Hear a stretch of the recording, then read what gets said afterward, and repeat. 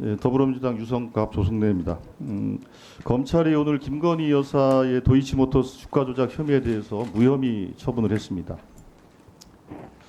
황당하게 그지없는 일이죠. 예, 김건희 여사는 헌법에 금지되어 있는 특권 계급, 그 어떤 범죄 혐의에도 불소추되는 치외법권, 이게 다시 한번 확인됐습니다. 국민은 결국 김건희 여사에게 불소추 특권을 준 바가 없습니다. 관련해서 그 한동훈 대표도 검찰이 국민들이 납득할 만한 결과를 내놔야 한다라고 말한 바 있는데, 이 부분에 대해서 원장은 어떻게 생각하십니까? 납득할 만한 결과라고 생각하십니까? 제가 속보는 봤는데 아직 평가는 이르시다. 내용을 조금 아직 못 본 상태입니다. 예, 그럼 오후에 한번 보시고 오후에 말씀을 해주시기 바랍니다. 예, 2020년 9월에 검찰이 한국거래소에 요청한 도이치모터스 이상거래 심리분석 결과 보고를 보면 김건희 여사가 13억 9천여억 원, 윤석열 대통령의 장모인 최은순 씨가 9억여 원, 합계로 모녀가 약 23억 원 가량의 이득을 봤다라는 겁니다. 이득은 봤는데 주가 조작에 가담하지는 않았다. 한마디로 황당한 결론이죠. 지난 9월 서울 고등법원 재판부에서는 도이치모터스 주가 조작 사건 전주인 손모 씨에 대해서 주가 조작 행위를 인식하고도 이를 용이하게 하도록 한 방조 행위를 유죄로 판단했고, 또 권오수 회장의 형량도 높였습니다. 근데 김건희 여사를 불기소 처분하면서 주가 조작 행위를 인식하지 못했다, 이렇게 이제 검찰은 주장을 하고 있는 겁니다. 도이치모터스 주가 조작 사건 판결을 보면 피고인으로 기소되지도 않은 김건희 여사의 이름이 87차례 언급이 되고 있고, 유죄거래 판단한 통정거래 102건 가운데 절반에 가까운 48건이 김건희 여사 계좌가 이용됐습니다. 1단계와 2단계 연속으로 위탁된 계좌가 최은순과 김건희 계좌 2개, 범죄 일람표에 280여 번이나 등장을 합니다. 약 23억 원의 이득을 봤다는 거 아까 말씀드렸고요. 도이치모터스 주가 항소심 판결에서 손실을 봤다는 전주 손모 씨가 유죄 판결을 받았고, 아까 말씀드린 것처럼. 그런데 물증과 정황들은 차고 넘치고, 또 관계자들의 증언도 있고 주고받은 문자와 카톡도 있는데 기소가 되지 않았다는 아주 황당한 일이 벌어진 겁니다. 그래서 검찰은 김건희 여사를 오늘 무혐의 불기소 처분을 하겠습니다만, 특검 수사는 피할 수 없을 것입니다. 윤석열 정권은 이 수사와 기소를 막은 것에 대해서 분명히 책임을 져야 할 것입니다. 하여튼 진실을 밝히기 위한 노력은 특검을 통해서 계속 진행을 해야 된다, 이런 생각을 가져보고, 아까 원장은 그 검찰의 기소 내용에 대해서 보지를 못했다고 하니 그걸 좀 보시고 이따가 오후에 좀 답변을 해주시기 바랍니다. 이상입니다. 말씀대로 보긴 보겠습니다만, 제가 이제 답변할 위치에 있을지에 대해서 조금 한번 고민을 해봐야 될 것 같습니다. 서울 강북구 갑 출신의 천준호 의원입니다. 네, 금강 원장님. 예.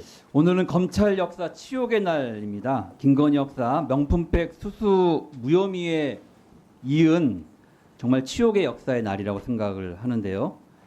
도이치모터스 주가 조작 사건의 핵심 피의자이고 공범이 아니라 사실상 주범으로 보이는 김건희 여사에 대해서 불기소 처분을 이렇게 한 날입니다. 이복현 금강 원장님, 주가 조작은 코리아 디스카운트를 초래하는 중대 범죄 맞죠? 어쨌든 시장의 불공정 행위는 투자자들의 신뢰를 크게 훼손하는 건 맞습니다. 네, 그런 문제에 대해서 단호하게 대처해야 되는 거죠? 맞습니다. 네, 증인은 검찰에 있을 때 주가 조작 수사의 전문가였죠. 어쨌든 이 관련 사건을 다뤄본 경험은 있습니다. 네, 그럼 화면을 한번 보시겠습니다. 네, 여기 화면에 보시면 주가 조작 선수 김모 씨가 12시에 3,300에 8만 개 때려주셈. 그랬더니 주가 조작 선수 또 다른 민모 씨가 준비시킬게요, 매도하러 하셈. 이 화면이 나타납니다. 이것은 12시에 3,300원에 8만 개를 주문해 달라는 이야기고, 준비시키겠다는 얘기고, 매도 지시를 내리는 이런 내용입니다. 자, 이게 통정매매의 하나의 과정으로 보여지시죠? 둘 사이의 대화는 그렇게 보입니다. 네.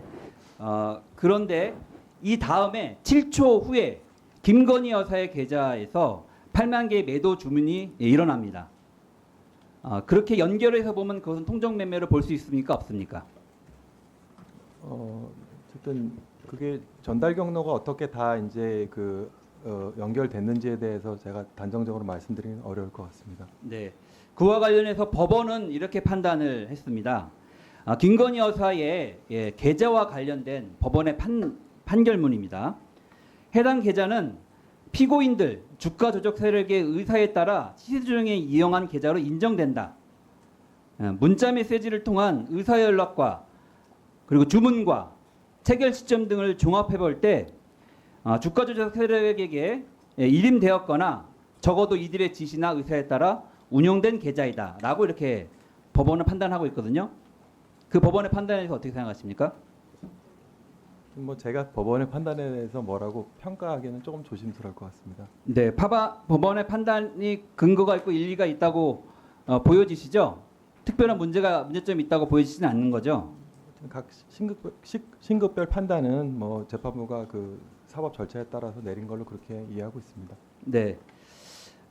여기서 보여지는 것처럼 국민들이 누가 보더라도 7초 만에 그 매도 주문을 하라고 지시가 있은 이후에 7초 만에 김건희 여사의 그러니까 매도 주문 8만 주를 3,300원에 그것도 금액도 똑같이 매도 주문을 냈다는 것만으로도 서로 연결된 그리고 통정 매매의 확실한 경과 과정이다라고 이제 볼 수밖에 없는 그런 상황입니다.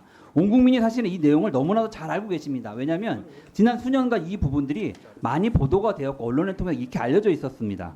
그런데 오늘 검찰은 그 과정에서 김건희 여사가 매도 주문을 낸 것이 우연의 일치였다라고 이렇게 설명하고 있습니다. 그리고 오늘 그동안의 그 우연의 일치라고 하는 것이 설득력이 떨어지니까 거기에 또 하나의 장치를 이제 추가해서 넣었는데요.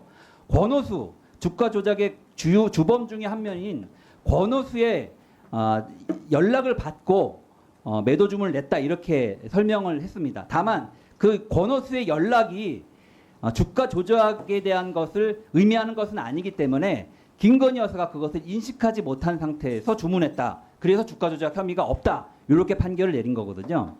사실은 이거는 통정매매가 명확하게 있었고 또 권오수의 연락도 있었고 하지만 권오수 연락의 구체적인 실체와 내용 증거는 부족한 상태이지만 김건희 여사가 주가 조작에 인식하고 가담했다고는 단정하기 어렵다라는 그런 주장입니다. 이게 과거에 얼마 전에 있었던 김건희 명품백 수사와처럼 김건희 여사가 명품백은 받았지만 그것은 뇌물이 아니다. 위법이 아니다는 주장하고 뭐가 다르겠습니까? 납득이 가십니까? 너무 많은 걸 물으셔갖고 제가 어느 부분을 답변 드려야 될지 모르겠습니다만. 네. 권오수의 지침을 받았지만 인식하지 못했다. 이런 얘기가 납득이 가시냐고요. 주가 조작임을 인식하지 못하고 거래에 참여했다라고 하는 주장이. 우리 아까 조 의원님 질문에 제가 말씀드린 것처럼 구체적인 내용을 잘 모르는 상태에 제가 게다가 또 제 업무가 직접 아닌 부분을 답변을 뭐라고 드리긴 어려운데 아마 증거관계 판단이라든가 이런 논리 과정에 대해서 제가 뭐 검찰 수사의 전문가였고 예. 금융감독원장으로서 이런 내용을 파악 못하고 있다고 제가 드린 말씀 이제 아까 말씀드린 것처럼 저렇게 예를 들어 아까 보여주신 그림에 대해서 제가 이제 답변 드릴 수 있는 부분 드리는데 지금 말씀 주신 것들은 다양한 판단에 대한 게다가 또 검찰 수사에 대한 부분에 대한 의견을 물으시는 거다 보니까 그거는 제가 예를 들어 과거 법리라든가 이런 거에 대한 경험이 있다 하더라도 결국 특정 사실에 대한 판단을 물으시는 거라서 그거는 사실은 제가 답변 드릴 수 있는 위치에 있지도 않고 그 내용을 사실은 증거 판단을 어떻게 했냐에 대한 문제는 자 마무리해 주십시오. 제가 옹호하는 자, 알겠습니다. 수고하셨습니다.